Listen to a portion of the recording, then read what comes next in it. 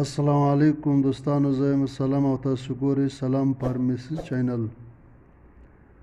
دوستانو نن خبره کوو د غوږ درد باره کښې چې څنګه د غوږ درد ختم کولی شو. د ډېرو دوستانو غوږ درد کوي، ډېر ډراپونه یا قطرې استعمال کړي خو بیا هم درد ختم سوی نه وي. انشاءالله نن یو ډراپ درته ښیم چې 2 قطرې په غوږ کې واچوئ، درد به مو ختم سي. دوستانو که پوره معلومات کول غواړئ نو ویډیو تر اخره وګورئ، او که نوي دوستان یاست نو سلام فارمیسي چینل سبسکرایب کړئ. دوستانو زما سره لیډوسپورین ډراپ موجود دی.